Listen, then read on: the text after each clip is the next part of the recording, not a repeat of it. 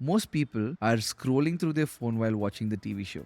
If this is a digital trend that's happening at home, understand it's happening at church. Understand it's happening when your sermon is being preached. There is such a big internet habit that's been developed by the world. And if we don't take advantage of this as a church, we will miss out on this boom. Welcome to the Lausanne Movement Podcast, where we have a passion to accelerate global mission together. If you like today's episode, won't you take a moment to rate and review our podcast and subscribe? That way you won't miss a thing. And now, for today's interview. Well, Ricky, welcome to the podcast. Thank you so much. Really appreciate it. I'm so excited to be here, Jason. It's great to have you with us today. I'm always excited to host a younger leader like yourself who is passionate about God and passionate about making a difference in the world. In your case, you are passionate about inspiring and equipping others to use digital media for kingdom impact, which we will unpack today. But to kick us off, could you begin by sharing a bit about who you are? Just let the podcast audience know who you are, how you come to faith, because it's an inspiring story, and the moment you realized God was calling you to make a difference for the kingdom through media. Thank you so much. First of all, I'm so excited that I'm doing this with Lausanne. Yeah, so my name is Ricky Raymond George. I'm from India. I live in the city called Hyderabad. Hyderabad's famous for biryani. So if you're ever in India, that's the place you want. That's the food you want to try. I'm married. I have a beautiful wife named Beulah John, and I have an 8-month-old son named Micah. It's so exciting to do what God's called me to do in the digital space. I really feel called. You know, when my son was born in August 2023. One thing that actually really excited me was when I saw him, I realized one thing, that my son would probably be alive to see the year 2100. He would be 76 years old in the year 2100 and in the next century. The thought that came to my mind was, I have the power to impact the next generation if I can minister to my son, if I can minister well to the next generation. And from 2023, every kid that's born is probably going to be alive to see the next century. And we have the power. And of course, till kingdom comes, till the end of times, it's our job to preach the gospel. But if my son gets to witness that next century, it's my job to witness to him. So that's the power of investing in the next generation. Nevertheless, my story, let me just unpack on my story. My story goes like this. Growing up, I grew up as a missionary kid. And if there was one of the biggest challenge being a missionary kid was I had to move to different cities and different places. So I didn't really interact with kids my age because I never really had time to make friends. By the time I made friends, I would move to another city with my family. So all the missionary kids out there, I feel you. I relate to you guys. This is life. But something very interesting happened in my third grade, and I remember when my dad got ordained to be a pastor when I was in my third grade. I was about 10 years old. And everybody would congratulate my dad saying, hey, congratulations, you're a pastor now. God's going to use you. Everybody would congratulate my mom saying, congratulations, you're a pastor now. You're going to be doing God's work. But whenever they came to me, they, for some reason, had this liberty to tell this to me. They said, hey, now that you're a pastor's kid, you're going to experience a lot of spiritual warfare. And that, for some reason, didn't sit well with me. Because in my head, I thought my parents made a commitment to serve God. They should be the one carrying the cross. I didn't make a commitment to serve God. Why should I be the one carrying the cross, you know? And so every time when things went wrong in my life, I remember wondering, why would God do this to me? Because I didn't make a commitment to God. I understand when Jesus said, carry your cross, follow me. That's for my parents, not for me. Because I didn't make that choice. Nobody asked me, hey, do you want to be in a missionary's family? So I was so confused. I was so lost. It was so weird for me. So every time when things went wrong, my mind convinced myself, or rather I was convinced that God doesn't love me. So since my third grade, for 1 year, I had to, unpack what I was feeling. And in the next 1 year, so when I was 11 years old, till about 17 years old, I was dealing with depression and suicidal thoughts because I was convinced that God doesn't love me. I grew up with this idea that God doesn't care about me, which is why things are not going the way I wanted to go, which is why I was not performing well in my school. I was blaming that it is because of God's, God doesn't love me, which is why this is happening. I was not willing to take ownership because someone told me when I was 10 years old that hey, you're going to deal with spiritual warfare. And for me, spiritual warfare looked like this. It looked like me not being able to make friends. It looked like me failing in my school, me not doing well, experiencing bullying when I was growing up. All this I saw it as a spiritual warfare, saying, hey, listen, this is proof that God doesn't love me. So I remember one day when I was about 17 years old, I had tried to kill myself 5 times. I had attempted suicide 5 times. And I remember the last time I decided today I'm just gonna go and attempt suicide. And I remember going and I made up my mind. I said I'm gonna go today, go on top of a building top, and I'm gonna jump. I'm gonna give up my life. While I made that decision and I was going, the only thought that came to my head is I said, God, this is what I'm gonna do. The only thing that's going to stop me from doing this is to prove that you love me. And here's how I want you to prove that you love me. And I made an ultimatum with God. I said, God, because I grew up in a missionary's household, because I grew up in a Christian home, the Bible became so immune. I became so immune to the Bible. It was not affecting my life. I couldn't believe it like everybody else did. I was not able to see the power of the Word of God. You know, the scripture says the Word of God doesn't come back void. For me, it is because I was so immune to it. For me, it felt void. It felt very weird. So I said, God, okay, here's what I'm going to do. I've decided I'm going to give up on my life. But if you love me, you will have someone who does not really believe in God call me and tell me that is something that's not from the Bible. And it should be convincing enough for me not to kill myself. That's how I know you love me. Okay, because I did not know how else to experience God's love. Okay. So I decided I'm going this rooftop, and lo and behold, a friend of mine calls me, and he's not a believer. And so he just calls me and says, hey, Ricky, how are you doing? And I told him, hey, man, it's very hard. I'm so depressed. He knew I was depressed. A lot of my friends knew I was depressed. But he was just checking up on me. And I said, now life is just mundane. Nothing is changing in my life. I feel like a failure. I feel lost. I feel like I'm a useless person. I have no purpose in this world. If I die, nothing is going to change in this world. I'm not going to make any difference. And so that's what I was telling him. And he said something. He said, hey, I read this quote somewhere, but I felt like I should share this with you. And he said this. He said, Ricky, I read the quote. The quote says, if you have the courage to kill yourself, you have the courage to face life. I repeat, it said, if you have the courage to kill yourself, you have the courage to face life. And for the first time in my life, I felt convinced with that quote. For him, he just told what he had to say. But for me, I was experiencing the love of God in a very new way, which I would have never thought I could have experienced. For me, it was so personal. It was such a joyful moment because I knew that it was God, it was not him. I knew that it was God who enabled him to tell me that specific quote which changed my life. And that's how I found God. And since then, I've never had a thought for suicide. I've never felt depressed. I never felt confused about the love of God because I knew he loved me. That's when I was 17 years old. I found God. I found Jesus. A few years later, I went to university. I was studying in university. While I was in university, when I was in my second year of university, I got a job. Someone had offered me a job because I went to design school. I was studying design. And an advertising agency reached out to me for a summer internship, and I joined them. And they were very happy with me that summer that they offered me a full-time job. So while I was doing the full-time job, I said, hey, I have college. I have to go to school and I can't do this. They said, no, you work from home. Whenever you're convenient, you can work. So I would wake up early morning at 5 a.m. and I'd work till 8 a.m. And then I'd finish all my work. I'd go to then college by 9, come back by 4. And then 4 o'clock, I'd see all my emails and I'd finish work. So 6 months of me getting into college, I had a full-time job in my hand in my second year of college. And 6 months in, they were so impressed with me that they offered me a leadership position where I was an art director for that company while I was in college, and their full-time employees were working under me. And all of them, I was 19 and they were all an average age of 25 to 35. And as a 19-year-old, I was being an art director in an agency where I was not in person. I was in college. And that's the kind of recognition that God, of course, through the grace of God. But at that point in my life, I thought, wow, there's so much power in digital marketing because I was running ads. I was working with different tools. I was building products for a lot of agencies, a lot of brands. And we are talking about 2014, where this is 2012 to 2014, where the digital marketing boom was just coming in. So 2013, 2014 is where it was getting into Indian market.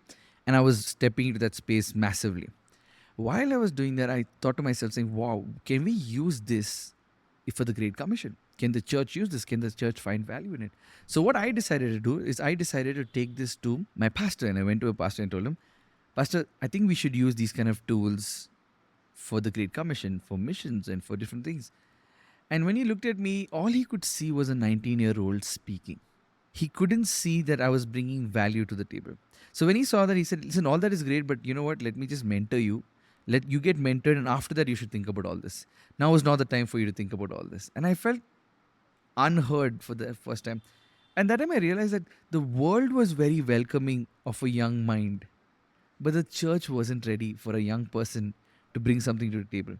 It was very disappointing for me. So I went back to work. The world, of course, my workplace, they celebrated me. They loved me because I was doing great at what I was doing. But I didn't have the space to do that in church. So I thought to myself, okay, maybe if I go to Bible college, if I go to this Christian media college and come back, if I go abroad, study in Christian media college, come back, everyone's going to listen to me because I'm Ricky from so and so college, everyone's going to listen to me. And that's what I thought. And so I decided, you know what? This was about 2017. I decided, you know what? December of 2017. I said, maybe let me just go ahead and apply this to this college.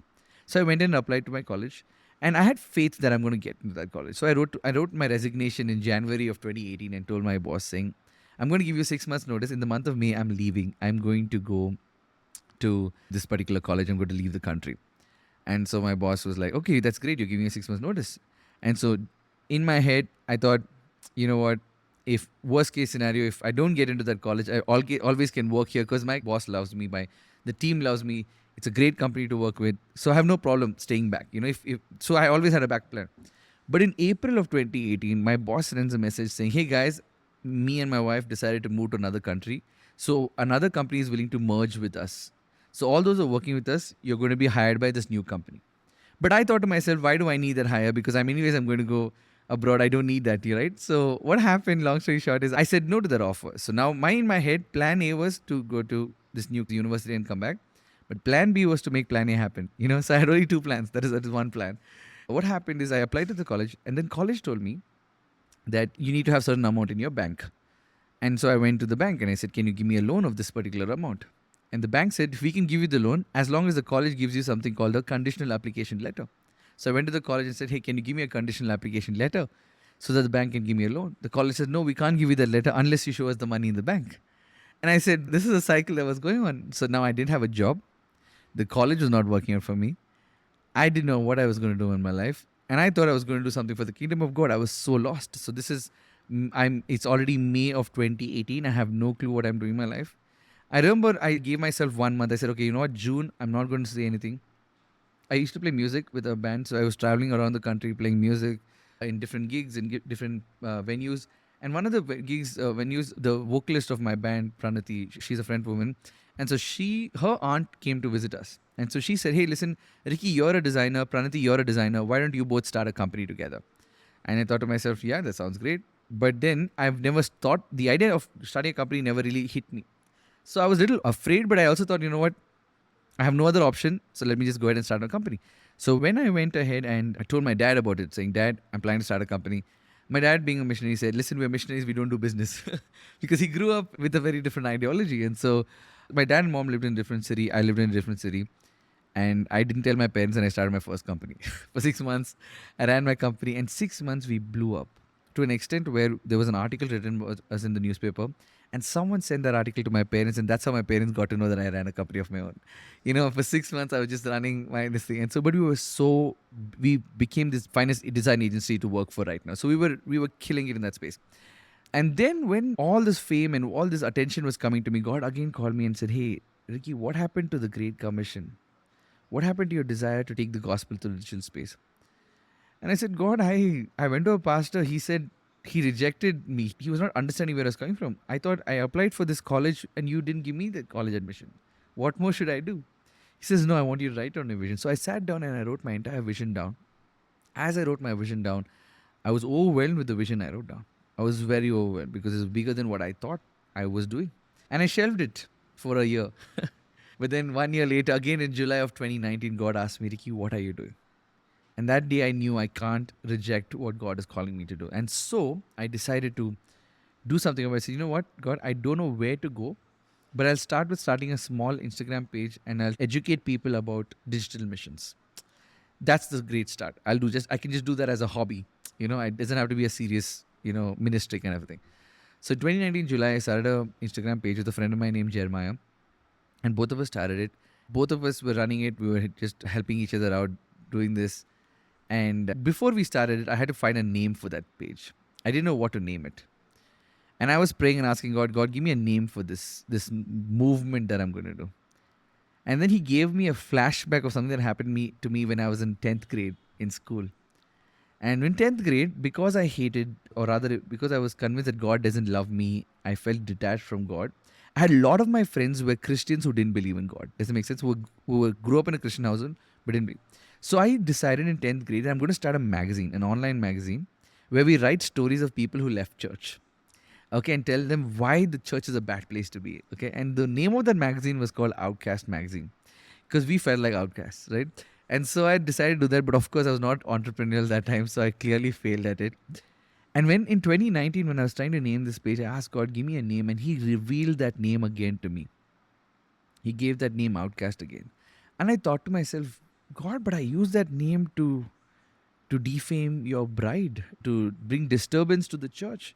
Why would you use that name? But he says, no, I'm going to redefine, I'm going to redeem that name through you. And this time when the word outcast came, it came through this definition which said outreach through broadcasting.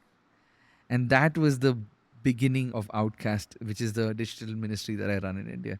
And in 2019, when I started it, thought it's going to be just 4 content buckets. Read your Bible, pray every day, go to church, preach the gospel. 4 things I was going to talk about. That's it. Read your Bible, pray every day, go to church, preach the gospel. I thought that's the 4 things I'm going to do. I'm going to just see what's happening. And by the time we hit May, I felt like we became a meme come joke page. Nobody was taking us seriously. In March of 2020, our Prime Minister announced saying we're going to have a 1-day lockdown. He announced it on a Thursday, and I thought to myself saying, okay, and the lockdown was happening on a Sunday. And I thought to myself saying, wow, this one Sunday, many people can't go to church. I'm sure they can record a sermon on their phone, but how would they do worship? So I called a friend of mine who's a worship leader and I said, listen, can we record a worship set and we can give it to churches? I had recorded this worship set on a Friday. Thursday was the announcement of the lockdown. Friday we had recorded it. Saturday morning we edited it. Saturday night we launched it. By Saturday midnight, we had about 1,400 churches that downloaded the worship packs. Just in one day, which they knew the need of it was. We thought the lockdown was going to be one day, but it lasted for a year. And in the whole year, 8,000 churches all over India and Southeast Asia used those worship packs. And we were able to enable the local church. And all of a sudden, post-pandemic, we realized this is why God enabled us to start in 2019. Because we had a head start. We were talking about digital way before anybody else was. And what the pandemic did was the pandemic forced organizations to move online, and they were helpless. Because they had people with a heart to serve God, but they had no skill. And so Outcast came and stepped into that space. But I was still running my company. I had run my agency. So I had to run my agency and I had to run Outcast, which is volunteer driven. And so in November of 2020, a pastor friend of mine said, hey, can you send me your address? I'd like to send you a gift. And he sends me a book. And someone who doesn't like to read so much, I put that book safely on the shelf. I didn't want to read it. But then he said, I was watching this TV show on Netflix called Madam Secretary. And in that TV show, there was a scene where the protagonist, her husband, is a theologian in the show. And so he's reading a book and she's very frustrated with something that happened at work in the liberal scenario in her workspace. And so she comes in and she says, today in the government office, we had so many tensions. And he was reading the book. She's like, it's these books like these that are, causing chaos among our people. And she was very frustrated. She put that book down. And then I saw her and I was like, hey, that's a book I've seen somewhere. And I went and looked for it and I found that book. And that book was called Radical by David Platt. And because it was available on the TV show, the protagonist in the TV show was talking about it, I was curious enough to go and read it. So I read it in 2 days, or 3 days I read it in. In 3 days as I read it in November, the 3rd day I read it, I finished the book and I knew that God was calling me to be an answer to a prayer in this space. And I sold my company in December. In January 2021, I went into full-time ministry, decided I'm going to be a digital missionary as long as God's called me in this space. Well, I mean, such a full testimony, and I'm so glad that you shared it with us, because a lot of what you've shared, we're going to unpack it. We're going to definitely touch in on the practical elements. You mentioned a pastor, seeing that you were young incapable of seeing the value that you could add as a young person. And we'll dive into that a little bit later. But I want to speak about the power of digital ministry and digital media for ministry. Could you elaborate on that concept for a bit? How does it differ in your mind from traditional approaches? And what are some unique approaches that you've implemented in terms of digital ministry? I think with when it comes to digital, we live in such interesting times. And I'm going to talk about it in Indian context because I'm from India. So statistically, there was something that happened in 2018 was in the year 2018, WhatsApp, the messaging app, crashed. And the reason why WhatsApp crashed was because Indians were sending too many good morning messages. So what I learned in that story was Indians, like people have different internet habits. For example, if you understand digital, there is a lifestyle we live offline, there's a lifestyle we live online. And but there's something called the lifestyle behind the lifestyle. Let me give you an example. You know if someone has a girlfriend because you can see his story, you can see his posters, and you're like, oh, he's dating somebody. But you also know that there's some tension going on in the relationship when you don't find a lot of stories with his girlfriend, and then you go to his profile and say, hey, all those photos are deleted. Looks like they broke up. He didn't tell it, but you still know it because you know internet habits. But you also know there's something interesting that happened in India. I don't know if it happens globally, but in India, when people are sad, they usually turn off their WhatsApp profile picture. And so sometimes when I message my friends saying, why is your WhatsApp profile picture off? They'll be like, no, bro, I just didn't want anyone to talk to me. I'm dealing with something. I told them, if you don't want anyone to talk to you, keep your WhatsApp profile picture on. Nobody's going to talk to you. The minute you put it off, people are going to talk to you. And what I understood was he actually wanted people to talk to him. And that's his cry for help.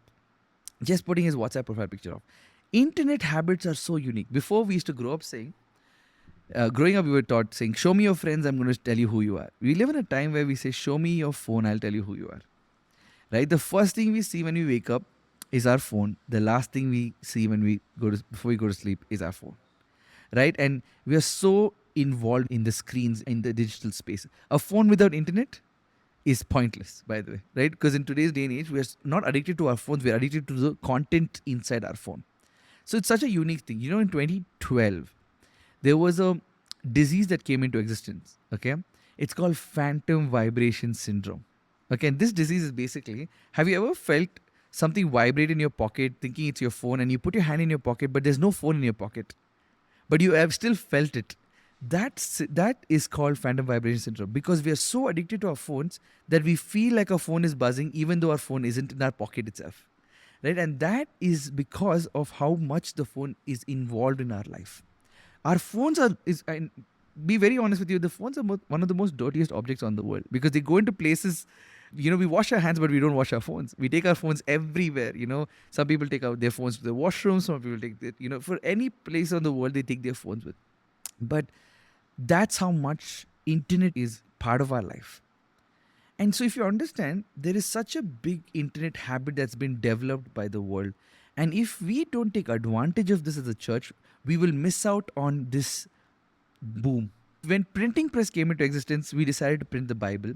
And a lot of people in the church were not really excited about printing the Bible. But there was somebody who was very convinced that, hey, no, we need to print the Bible. And when he printed the Bible, it still, because he printed in the right time and the right place where nobody else believed in it, till today the Bible is the oldest and the longest selling book, right? Because someone stood in the gap at the right time. But when television came in, the first 40 years, we were too busy trying to call television the idiot box. And the 40 years later, we're like, oh no, we have to get into television. And there was televangelism, which came into place.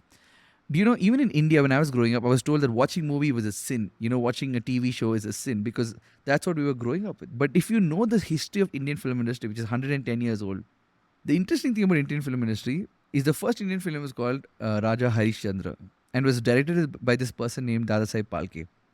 And he says in his autobiography, the man who made the first Indian film, and the industry today is Bollywood, which is one of the second largest big film industry. He says in his autobiography, saying he was inspired to make the first Indian film because he watched a movie called Life of Christ in UK. So you have to understand the power of a Christian film that actually encouraged somebody to make an entire film industry. But the church was too late, saying, hey, that's a sinful place, that's wrong.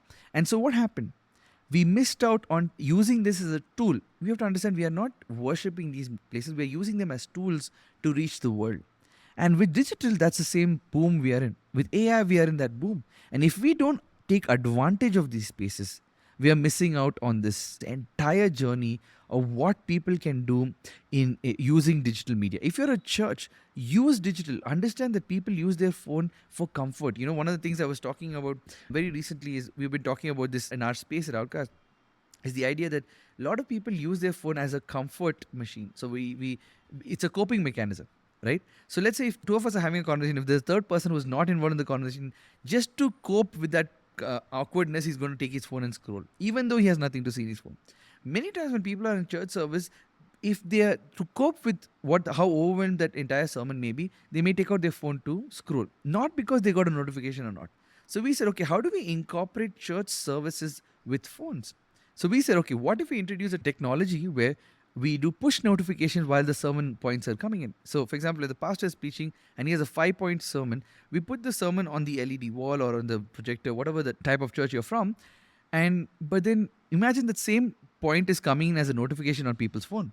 The ones who decided not to use their phone is always going to keep his phone inside. But the ones who's using your phone, even if they're using another app, they're getting notified saying that the pastor is preaching and there is a notification coming. And guess what? The ones who miss church is also getting notification. And those notifications are on your phone. Monday to Friday, you can always go back and meditate on it. Look at the power of using phone to your advantage instead of trying to say, shh, this is church, we don't use phones.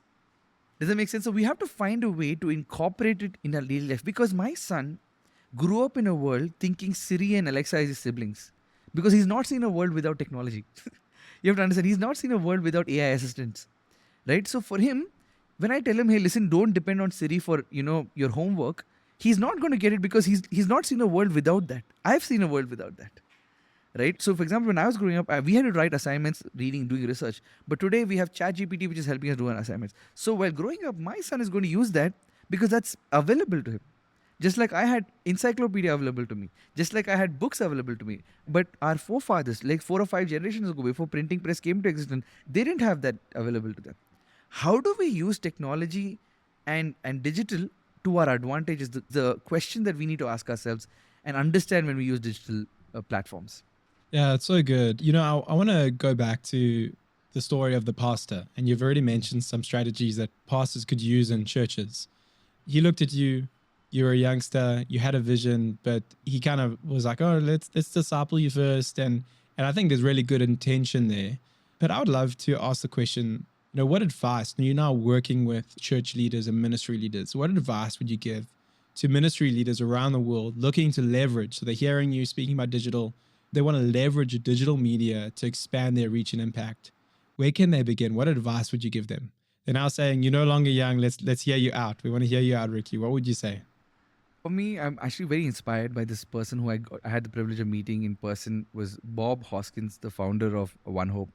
And he said this something very unique, and I found it very profound. He was talking about his 80 years of ministry and how God used him in those 80 years, because he started preaching when he was 9 years old. And so he was talking about that, and he said, one of my key takeaway for me in my ministry life was been that I look up to young people as my mentors because I'm trying to reach young people. So when he said that, it really blew my mind, because that made so much sense to me. If you want to reach a generation, understand them. The problem with many leaders, me including, one of our biggest struggle is we listen to respond, not to understand. Does that make sense? But if we listen to understand, if that pastor just listened to me to understand, I believe we could have done so much together. But I think it was God ordained that it didn't work out. But I'm saying, as leaders, I'd love for you to listen to the next generation, to understand, not to respond. I understand a lot of times we tend to look down. I mean, even we are frustrated with the next generation. Their lifestyle doesn't match our lifestyle. They're so confused. They're so lost. In fact, Gen Z is called the lost generation. And we kind of put these titles in their head. But if you actually sit back and listen to what they have to say, I'll tell you a story. What happened? I remember a meeting a 16-year-old kid in a meeting, and he was wearing a lot of these wristbands, And I asked him, why do you wear these wristbands? And he said, it's cool, it's nice, and and I asked him, do people ask you questions about? And these are all gospel wristband, like Jesus, or the gospel, different kinds of things, like what would Jesus do? All those kind of wristbands. So he said, yeah, people ask me, and I just tell them about Jesus. What do you tell them? He said just vaguely, he said, yeah, I'm a Christian. I want them to know I'm a Christian, and that's it. I said, that's interesting. And so I thought to myself, okay, there is something that's happening in this wristband world. And I was watching a stand-up comedy, and I'm going to give you a vague idea. But what happened in the stand-up comedy said, if you want to send something to someone, and if they're not okay with you sending it to them, okay, a photo of something, let's say a photo of something you want to send, but you're not sure if they want to see that photo or not, okay, you don't send the photo directly. You send them a link, and you say this is the content of that link. Now, if they click on the link, it's consent. Does that make sense? But if you directly send the photo, it's you're forcing them to see the photo which they didn't want to see. Make sense? Right? So what I thought to myself, so like, imagine if you're sending, let's say, a gory image of something, and I'd be like, why are you sending this photo to me? I don't want to see it. But if you send me a link and say, hey, there is, this image is gory and it's explicit. If you want to see it, and then when you click on that link, that's a choice I made to look at that, that content pieces. For the first time in my life, I understood the meaning of consent. Okay. Now, these are two parallel conversations. I spoke to this kid about wristbands, and I heard a stand-up comedian about consent. Okay. And I thought to myself, saying, okay, there are wristbands where I'm showing it to people saying, hey, listen, I'm a Jesus follower. But that's me directly telling them this. But what if I introduce the consent factor? So we built an entire campaign called Ask Me My Story. Okay. And the simple thing that the wristband had was, it said, ask me my story. And when people would ask me my story, they're asking me because they want to know. Hey, they would see the band and say, hey, tell me your story. And so I'm telling them my story. In my story, Jesus is the hero. And I'm presenting the gospel to them. And so because the two things that are happening here. One, they gave me consent to tell them my story. So they're listening to my story. Two, in my story, Jesus is the hero.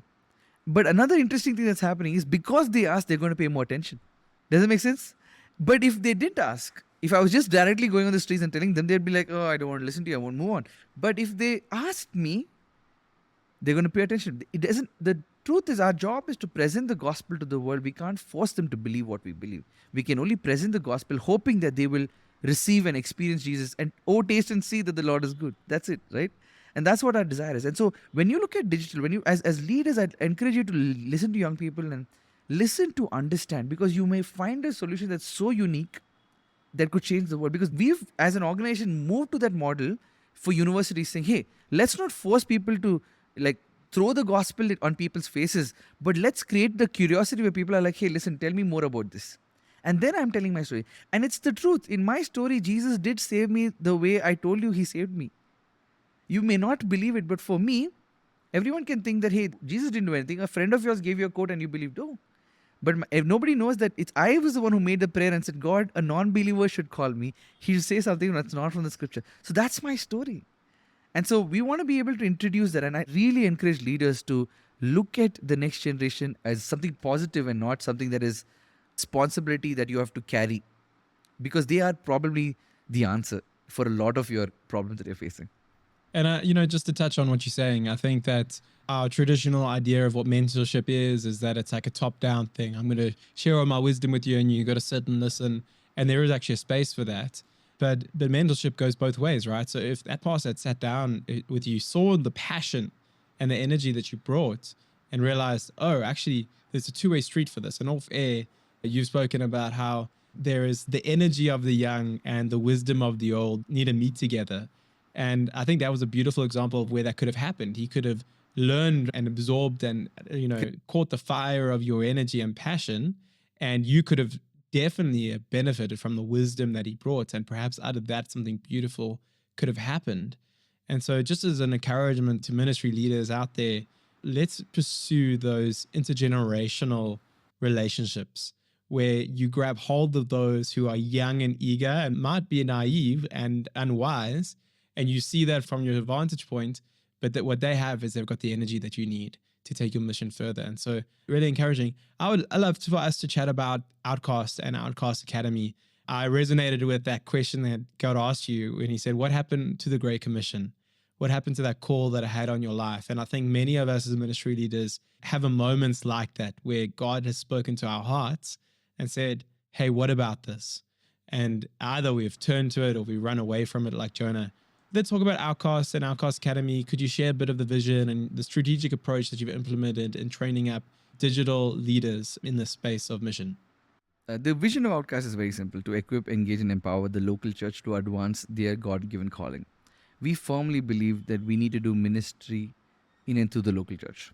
That's a must. We believe that the local church is the hope of the world. We firmly stand by that vision. We've heard that from GLS, and we really believe that it is.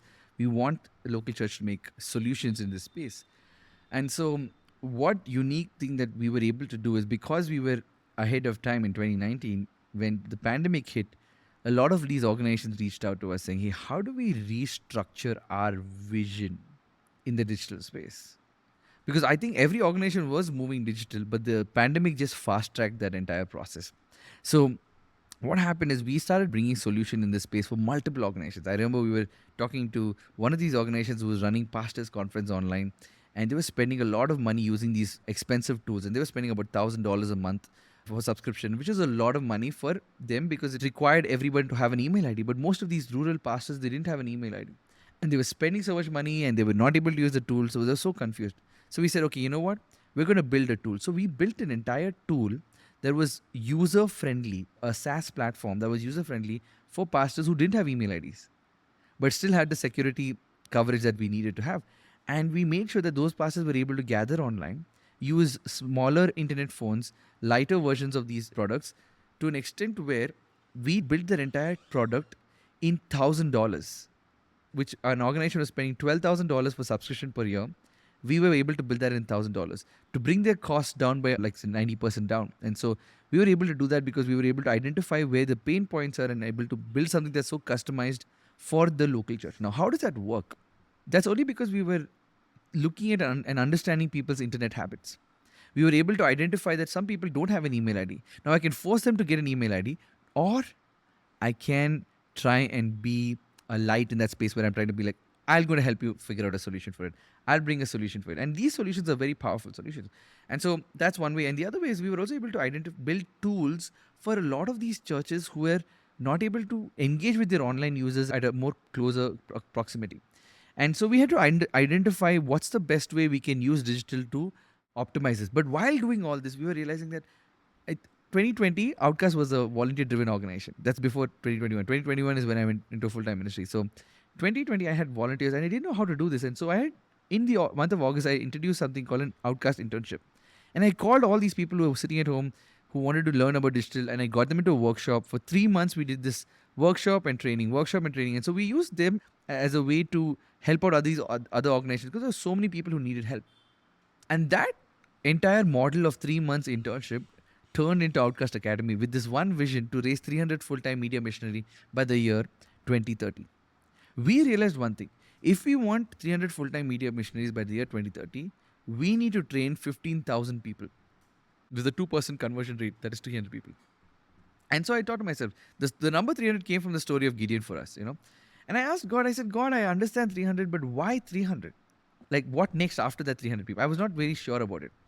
And very interestingly, I remember coming to a season of my life where I asked God, can you introduce or can you reveal to me what the next step is after I have these 300 people?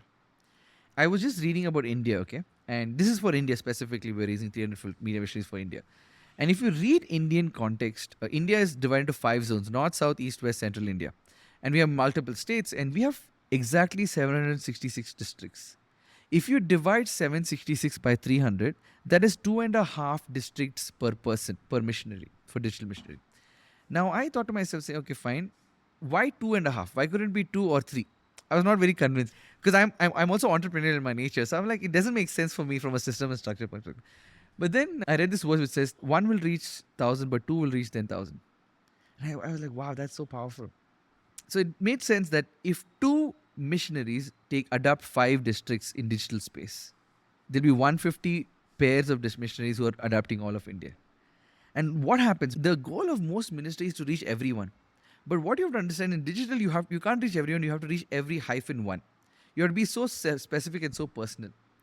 And so by doing this, we are able to help. Like, for example, Jason, you and I are responsible for 5 districts. We both are eating, breathing, sleeping these 5 districts. I'm not worried about the other districts. I'm worried about these 5 districts. It narrows down my reach. It narrows down my understanding. It narrows down what kind of digital habit these districts have. Do you know that there is a district in North India? It's called the YouTube Village of India. Okay. And that village has 3,000 people living in that village. 3,000 families, sorry. 3,000 families living in that village. Out of 3,000 families in that village, 1,000 of them are full-time YouTubers. Wow. Yeah.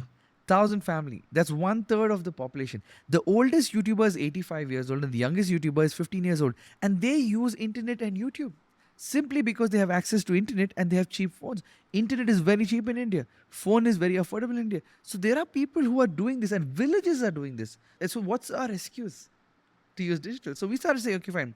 We're going to be able to do this. We're going to be able to use Outcast Academy to do it. And so as of now, we've done 4 batches and we have 52 graduates. As I'm speaking, there's one batch going on in the next room behind me. And so we have 52 graduates, and out of the 52, 47 are in full-time ministry serving in different organizations. And remaining are serving bivocational in different organizations. And they are being a huge answer because you have to understand, in digital ministry, it is not enough to have the heart to serve God. You also need to have the skill to serve God. Does it make sense? And so what we are doing is we're calling out people who are passionate about serving God, especially through the digital space, and we're helping them with the skill to do make that a reality. And many organizations hire people who finish this course because they need people like this in their team, and that's changed the way they do ministry. And so that's the birth of Outcast and Outcast Academy. Oh, thanks for sharing that. You know, I really resonate with the concept of having a heart for God, but not necessarily having the skill for the digital space. And I'm thinking of a lot of the people in missions that I know, they have that. They've got many other skills that are leading them to do amazing things throughout the world. Perhaps they're hearing you and they're saying, I really need skill in the digital space, or we need to begin to upskill people in the digital space. Could you share a few insights with us? Like, what are some of the trainings that you do with Outcast? Like, what are some of the basic skills that someone needs in order to do digital ministry well? I'm going to do a 3-minute workshop for you all, for those who's attending this right now, right? It's a very simple thing. I'm going to help you understand what is media. If you understand this, of course, I can't explain the whole thing on digital, the entire process on podcast, but I can tell you in this. If you understand this well, you can do digital ministry very well, right? What is media? I'm going to use an example of someone in India inviting another person for his wedding. Okay, that's the example. So let's say, Jason, I want you to come to my wedding. So if I send you a text message, so we know there are 5 sense organs, okay? 5 sense organs. And in media, in advertising, we use these 5 sense organs. But we also add another sense organ, plus 1. I will tell you that later. But for now, we'll focus on these 5 sense organs. So let's say I want Jason to come for my wedding. If I send a message to Jason and say, hey, Jason, can you come for my wedding? He's going to see the message. The probability of him coming to my wedding is probably 10 to 20% because he just saw it. But let's say I called him and say, hey, Jason, I sent you an invite on WhatsApp or on iMessage. Can you please come for my wedding? I'm sorry I'm not able to make it, to meet you. And so the possibility of him coming to my wedding is 25 to 30% because he saw it and he heard it. So there is hearing and seeing. But then now what happens is, let's say I go and meet Jason. When I go meet, let's say we meet in a public space, the environment around has a perfume, right? Like there's a change of environment. And then I'm having a perfume of my own. Everyone has a unique perfume of their own. So let's say he sees me, I shake his hand and I give him my wedding card. So he touches the card. He's of course around me. So the environment, the smell factor is there in it. And there is see. But if I give him the card, there's 4th sense organ. That means he touched the card or he shaked my hand. There's 4 sense organs used. If there's 3 sense organs used, it's about 40 to 50% that he'll come to my wedding. But if there's 4 sense organs used, it's 60% that he will come to my wedding. But here's what gets interesting. Let's say I invite Jason out for a meal and say, hey, let's have dinner together. While having dinner, I tell him, hey, listen, I'm getting married. Here's my wedding card. So now there's change of environment. There's taste. There's hearing. There's seeing. There's touching. There's everything involved. 5 sense organs used. Now the possibility of him coming from a wedding is 85%. Why? Because I've done every possible thing to make sure that Jason comes to my wedding. Right? Now, if Jason doesn't come from a wedding, he's going to feel bad. I'm not going to feel bad because I did everything in my power to do it, But what I'm trying to say is, the more sense organs you use, the more you're able to get people's attention. In digital, you have to add one more sense organ, that is emotion. So what happens in digital? We can always use only 2 primary sense organs, that is seeing and hearing. That's the only 2 in digital space that we are aware of. But what we miss out is the emotion factor. So imagine me telling the story, say, Jason, please come for my wedding. I'm getting married. That's one thing. But imagine if I say the same story saying, Jason, if you hadn't invited me to church, I wouldn't have found God. And without God, my wedding wouldn't be possible. You have to understand, I went into Jason's emotion right now. I've told him that he had a big role to play in the reason why I'm getting married. Now Jason feels responsible enough to come to my wedding. And that's advertising, right? you have to understand it's a thin line between manipulation and advertising. This story which I told about Jason is a truth. It's not manipulation. It's just that I'm elevating the story. I'm elevating the factor of me saying. That's why if you see when you watch a movie, you cry, you get emotional because they're elevating that scene to you. And so emotion plays a big role. So in digital, if you use the sense organ theory, the more the sense organ you use about somebody, the more you can welcome them to your church, the more you can invite them to know more about Jesus, the more you can. In fact, that's what a lot of organizations do. They don't know how to say it. And in digital, this is the formula that we use, and I think you should just use it, and it'll probably change the way you do ministry. Yeah, so good. I mean, I really love the skill set that you're sharing with us. You know, when we're doing digital, there's the visual, there's the audio, and then there's the heart that we want to connect with. So thank you for just like unpacking that for us. We're going to have to begin to wrap up this interview. Before we do, what future trends do you anticipate will shape the next phase of Christian digital media initiatives? Great question. I think when it comes to digital in the way forward, I think we need to understand that the way we consume content is changing. For example, one of the briefs that Netflix gives right now to one of their writers is saying, hey, make sure that you're dumbing down the content that you're putting on Netflix. The reason why they say that is because most people are scrolling through their phone while watching the TV show.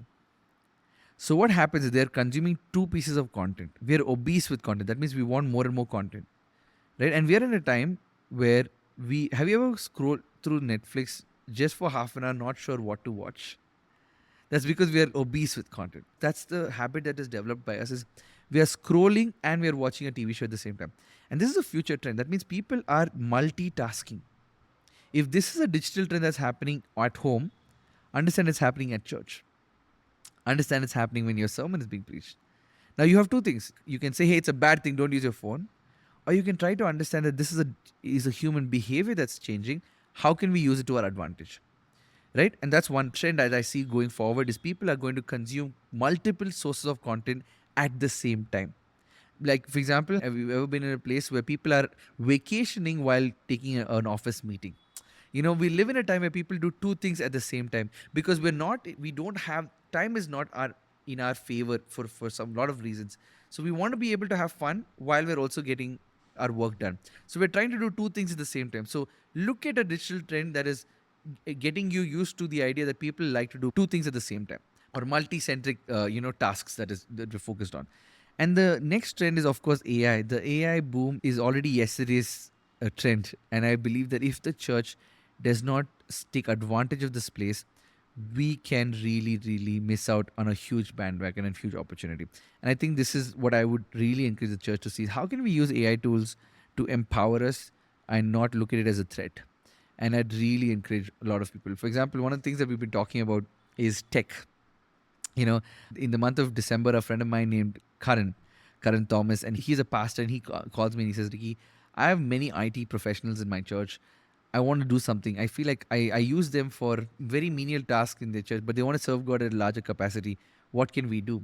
And so Karan came home and we spent some time and we started talking, and we invited another friend of ours named Ebby, and he's a tech entrepreneur. And we three sat together and we said, we need to encourage tech entrepreneurs and tech professionals to do something for the Great Commission. And this is when the idea came in. And because, what's so interesting is when missionaries went into different cities and states, one of the things they did is they helped and empowered the community.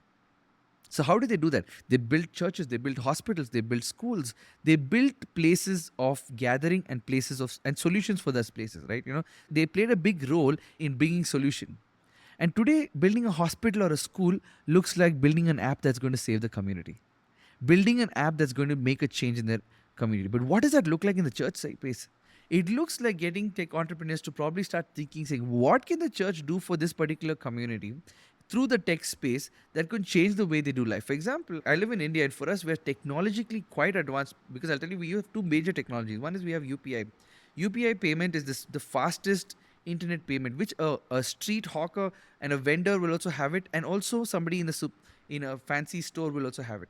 Everybody uses internet payment in India. Everyone has access to it. Second thing we also have is our delivery system is super cheap and super fast. So if I order groceries, it'll reach me in 6 minutes. So if I order something, by the time I make the payment, it's at my doorstep. That's how fast delivery system is in India. Now, these are daily habits of people. right? So if we build tools that is empowering the church, so that is Christian in principle. Does it make sense? When we started a hospital, it was Christian in principle. When we started a school, it was a Christian in principle. It was not that, oh, by you coming to a school, I'm going to make you a Christian. No. We're going to just be Christians and you're going to see our lifestyle. We're going to present the gospel to you. It was never with an intention that, oh, I want to convert people. That was never our intention. Our intention was always to say, hey, listen, this city needs a school. We're going to build a school for the city. And I'm going to be who I am. I'm called to love God. I'm called to present the gospel to people. I will present the gospel. It's their choice if they want to receive that gospel or not. Even the church in the tech space needs to be doing that. And that's where we built this conference called Hallowed Code. Hallowed Code is something that we're doing in Hyderabad, India, on 15th of June with the desire to empower tech entrepreneurs to start thinking of what are the next level or next line of tools that we can build as an entry point at the same time as a solution for different places which is facing different challenges in today's day and age. And so our prayer is that we're able to raise more and more people who can be tech-based missionaries who are dreaming, because as leaders and pastors, we are not thinking from that angle because we have no exposure there. But somebody who's from the tech space, he will have a much better opportunity. And so if we empower them, we see a huge opportunity of people coming together. And so that's our intention, that's our heart, and that's a huge trend that we see coming forward. Oh, that's so good. I love that vision of asking the question, how can we add value to our community where we are? Like that concept of taking that paradigm that missionaries used to have of, people need healthcare, so let's build hospitals. What is it that people need today when there are hospitals in those communities? And the tech space is clearly one of those spaces that the church could really add value. And so I think that challenge really resonates. So, Ricky, people are listening, they're getting inspired. If they're at this point in the podcast and they're still listening, they're most likely very interested in learning more. So what are some ways people can connect with you and your ministry online? And are there any resources or events that you can point them to encourage them to join you? Absolutely. So three things I will point you to. One is definitely our website. Please visit outcastnow.com. You can get all our information about that place, what we do, our heart, our vision. Second thing is you can visit us on Instagram because we're regularly updating on Instagram. We're letting people know the latest trends and what's happening. And that's outcast.in. And if you want to email me, you can always email me at ricky@outcastnow.com. But here's the thing. We do two major events other than our academy. One is Hallowed Code. That's one thing that if you're in India and if you feel like this is some place that you want to be stepping into, this is an opportunity for you to step in. The other thing we do is something called Zero. Zero is a digital missions conference that we do in India, which happens every year, starting in 2023. The goal is still 2033. The goal is to make the gospel accessible to everybody in India. And I think it's everybody's right to get access to the gospel. And that's the vision of Zero. And I hope, if you want to know more about all this, it's all available on outcastnow.com and you can get all the information there. Fantastic. I'll be sure to put that in the show notes. Ricky, this has been such a good conversation. I've found it very insightful. Are there any final thoughts that you'd like to leave with our audience before we close off? For sure. First of all, I'm very excited that I have this opportunity to talk and share my heart. I'm very grateful, Jason, for you doing this. I really appreciate you doing this. And second thing is, as a creative entrepreneur, as a creative missionary, as a creative minister, one of the things that we tend to take for granted is the idea of collaboration. And something that challenged me in the last few seasons was collaboration is not a cheap word for free work, right? And so we said, okay, you know what? We need to change our attitude. We need to change our attitude to contribution. The early church people brought whatever they had from the table. They said, I have gold, I have wood, I have silver. Let's do something. And I think the idea of contributing towards different people's walks in life can actually make a massive impact for the Great Commission. Instead of us trying to say, hey, let's collaborate, and it then comes in logos and egos and all these kind of things. But when we're talking about contribution, I love what you're doing. I believe it's going to make a difference in the Great Commission. I'm going to give this from my side, I'm going to help you here. I'm going to help you there. And I think that posture has changed the way we do ministry. And so that's my final word. If you are somebody who believes that you can't do this alone, if you want to do it together, I know collaboration is what we talk, but I believe contribution is more powerful. Wonderful. I love that challenge of contributing to a singular effort together. And so with those final words, thank you for all the time that you've given to this podcast, to our audience, the value that you've added, and the thoughts that you've left with us as we consider the digital space as a space for the Great Commission. And so, Ricky, thank you for your time. Truly appreciate you.